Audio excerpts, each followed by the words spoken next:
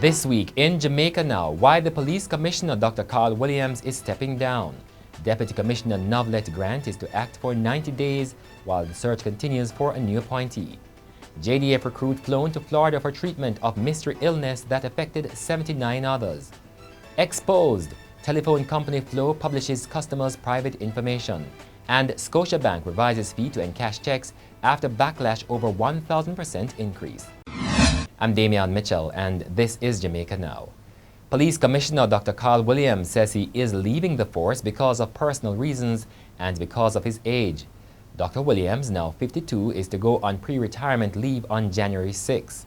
He's to be replaced by Deputy Commissioner Novelette Grant, who is to act for 90 days until a replacement is interviewed and appointed. The Gleaner Online on Thursday broke the story that the commissioner is to step down next month, mere days after he suggested in an interview with RJR's Emily Shields that he had more time left in the force. And the police commissioner has apologized for misleading the country when he suggested he was not stepping down soon. In the meantime, former Deputy Commissioner of Police Mark Shields says the resignation of Dr. Williams is a setback for the JCF. Mr. Shields, a British security expert, also says he sees no natural successor in the JCF. And former crime fighter Renita Adams says Dr. Williams will be remembered as a cowardice. Dr. Williams was appointed commissioner in September 2014 after his predecessor Owen Ellington also opted for early retirement. The government, in collaboration with the Pan American Health Organization, is to send to the Atlanta-based Centers for Disease Control and Prevention blood samples taken from Jamaica Defense Force recruits affected by a mystery illness. In the past 2 months, 80 recruits have fallen ill with flu-like respiratory symptoms. One of them, critically ill, was flown to Florida on Thursday night for treatment. The Office of the Prime Minister, the OPM, this week responded to a demand from the Press Association of Jamaica, promising to introduce in the next 3 months regularly scheduled press conferences with the media. Press Secretary to the Prime Minister, Naomi Francis, has sought to explain that the Prime Minister has a comprehensive communication strategy, including a one-year plan that features scheduled press conferences. She also sought to explain why there have been no press conferences with almost 9 months gone in the first year.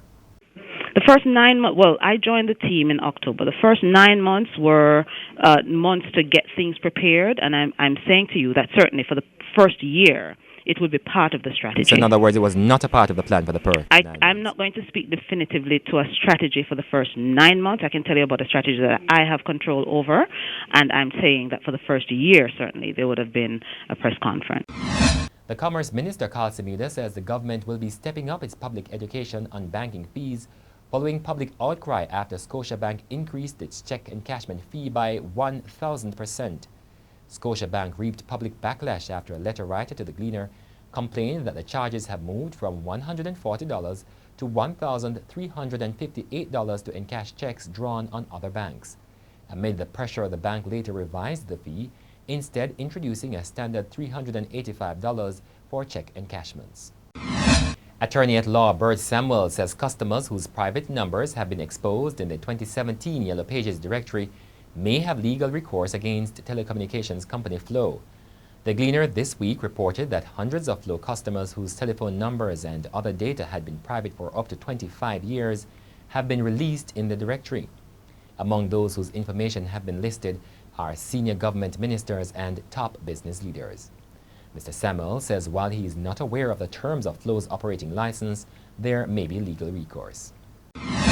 The authorities have again called for Jamaicans to settle their disputes amicably after the country was again shocked by another case of domestic violence. 36-year-old St. Anne taxi operator Leo Henry used a knife to stab his ex-girlfriend multiple times at her workplace at the Grand Bahia Principe Hotel in the parish this week. That's when a licensed firearm holder went to the woman's rescue and fired one shot hitting Henry and the woman's son. Henry later died in hospital. And that's it for this edition of Jamaica Now, your weekly review of the big news stories. Send us your comments at onlinefeedback@gleanerjm.com. You may tune in to Power 106 FM for regular updates. Follow us on Twitter at Jamaica Gleaner and on Facebook at Gleaner Jamaica. I'm Damian Mitchell wishing you a Merry Christmas and a Happy New Year. And before we go, promises and pronouncements of Police Commissioner Dr. Carl Williams as he took the oath of office on Monday, September 15, 2014. I want to assure the people of Jamaica that under my leadership, the JCF will do everything within its power to respond to your concerns about the conduct of the police. We will ensure that there is accountability at all levels in the JCF, and our police officers will be held to the highest standards of integrity.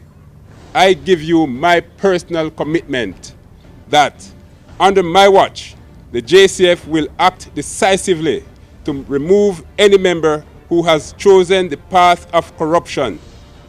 The creation of the new MOCA task force, which combines the best resources of the former MOCA task force and the anti-corruption branch, will strengthen our ability to root out and prosecute those who undermine the mission of the security forces and tarnish the reputation of the Jamaica Constabulary Force.